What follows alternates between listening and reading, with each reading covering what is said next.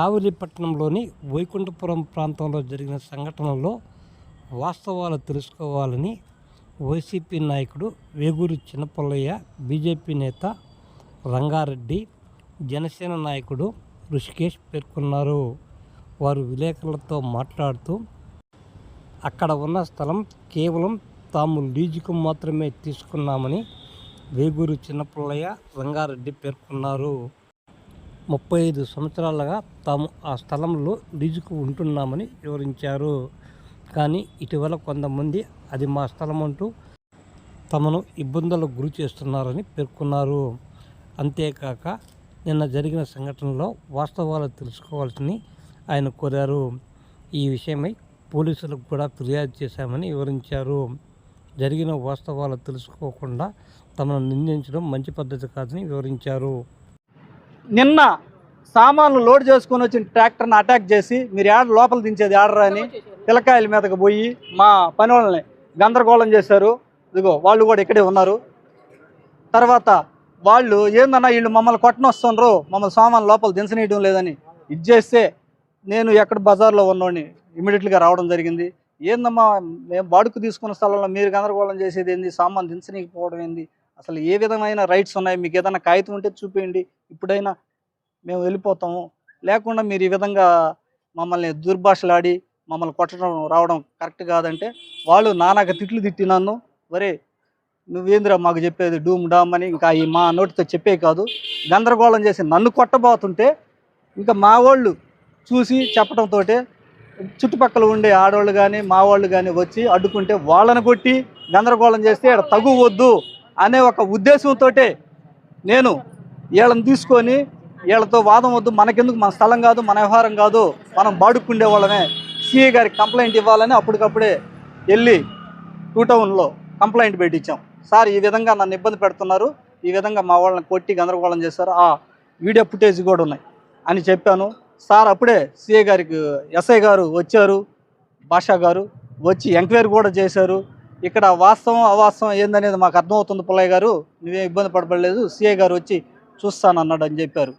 సరే అదేవిధంగా మేము ఇన్ని రోజుల నుంచి కూడా వాళ్ళ జోలికి ఎప్పుడూ పోలా, కానీ వాళ్ళు మాట్లాడే మాటలు కానీ ఒకే విధంగా గందరగోళం చేసి నిన్నటి నుంచి కూడా రచ్చలు రావిళ్ళు చేస్తున్నారు.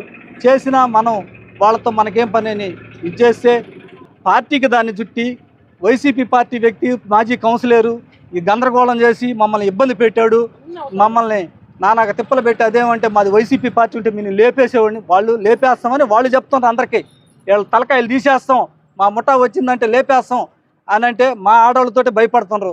ఎందుకయ్యా మనకి తలకాయ నొప్పి, వాళ్ళు ఏదో లేపేస్తారంట, తలకాయలు తీసేస్తారంట అని, వారి నీ అమ్మ బడవ వాళ్ళు తలకాయలు తీస్తే తీసారులే, మీరు అంతలా భయపడేది ఎందుకని చెప్పుకుంటున్నాము. ఆ విధంగా వాళ్ళు మాట్లాడి ఇచ్చేసి నిన్న జాకెట్ చించామని ఇంకొకటని నిన్న మా వాళ్ళు వీడియో తీశారు గొలబా జరిగేటప్పుడు. ఈ వీడియోలో ఎవరిని ఎవరు కొట్టున్నారో చూడండి, ఇక్కడ ఎవరన్నా జెంట్స్ ఉన్నారేమో చూడండి. ఎవిడెన్స్ కూడా పూర్తిగా సీసీ కెమెరాలో కూడా ఉంది, అపార్ట్మెంట్ సీసీ కెమెరాలో కూడా మా వాళ్ళు కూడా వీడియో తీయమని చెప్పాను.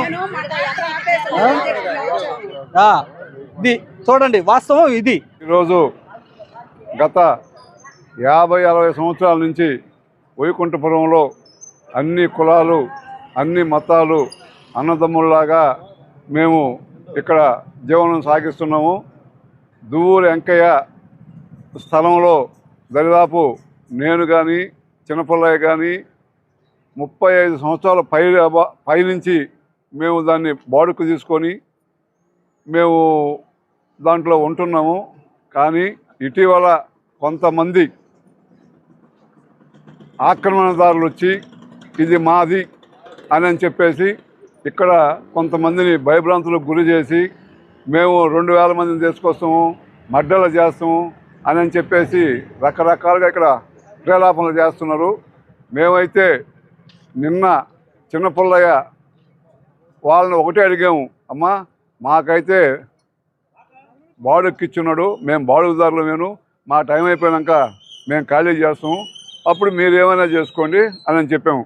అసలుకి వాస్తవంగా అయితే ఆస్తులు ఎవరైనా కానీ వాళ్ళు చట్టపరంగా తేల్చుకొని ఇక్కడికి వచ్చి మమ్మల్ని ఖాళీ చేయమని చెప్పాలా. అవి ఏమి లేకుండా ఇల్లీగల్గా వచ్చి దౌర్జన్యంగా వచ్చి ఇక్కడ ఏది వాళ్ళు భయభ్రాంతులకు గురి చేసి అదేమంటే రకరకాలుగా దీనికి రాజకీయాలకి ఎలాంటి సంబంధం లేదు. ఇక్కడ మేము అందరం కూడా ఎప్పుడు 1991 నుంచి కావల్లో ఏ రోజైతే గణేష్ ఉత్సవ కమిటీ ఏర్పాటు చేశారో ఆ రోజు నుంచి మేము ఇక్కడ గణేష్ ఉత్సవాలు జరుపుకుంటుంటాం. అది మీడియా మిత్రులకు అందరికీ తెలుసు. ఇక్కడ కులాలకి మతాలకు అతీతంగా ఇక్కడ ఎవరు ఏ మతస్థులు పండగ చేసుకున్నా మేము అందరం కూడా సందాలు ఇస్తాము. అదేవిధంగా అందరి దగ్గర మేము కూడా సందాలు అడుగుతాము. అంటే ఈగల వాళ్ళు ఇస్తారు, ఇవ్వలేని వాళ్ళు ఎవరు, కానీ ఇక్కడికి అన్ని కులాల వాళ్ళు వస్తారు. ఉత్సవాల కాడికి అందరూ అన్నదమ్ముళ్ళలాగా మెలుగుతుంటే కొంతమంది వచ్చేసి ఇక్కడ ఏదో ఒక విద్వేషాన్ని రెచ్చగొట్టి కులాలకి మతాలకు రంగు పొలవాలని కూడా ప్రయత్నం చేస్తున్నారు. దీనికి మేమందరం కూడా ఒక కట్టుగా ఉండి న్యాయంగా వాస్తవంగా మాకు తెలిసినంతవరకు రికార్డు పరంగా కానీ మాకు ఇచ్చిన బాడుకి ఇచ్చిన ఆధారాల పరంగా కానీ దూరంకే స్థలంగా నిర్ధారించుకున్న తర్వాత మేము దాంట్లో గత 35 ఏళ్ళ నుంచి ఉంటున్నాము. ఈరోజు ఎవరో వచ్చి ఇది మాది మీరు ఖాళీ చేయండి అని అంటే మటుకు అది కుదిరేది కాదు. ఏదన్నా ఉంటే లీగల్గా మీరు పోయేసి కోర్టుకు పోయో లేకపోతే ఏదో ఒక విధంగా మేము ఆటోమేటిక్గా అది చూపిస్తే మేము ఖాళీ చేస్తామని కూడా చెప్పాము. కాగితాలు ఏం లేకుండా వచ్చి రౌడీజంగా స్కూల్ ఉండింది. అదేవిధంగా చాలామంది నివాసాలు ఉన్నారు. అప్పటి నుండి కూడా మాకు అందరికీ దువ్వూరు వెంకయ్య గారి స్థలంగానే తెలుసు. కానీ ఇప్పుడు ఎవరో కొత్తగా వచ్చి ఇక్కడ ఒక ట్రెస్పాస్ లాగా వచ్చి వాళ్ళే ఇల్లీగల్గా ఉంటూ జనాలందరినీ భయభ్రాంతులు చేస్తూ తిడుతూ ఉంటే ప్రజలందరూ మా దృష్టికి చాలాసార్లు తీసుకొచ్చారు.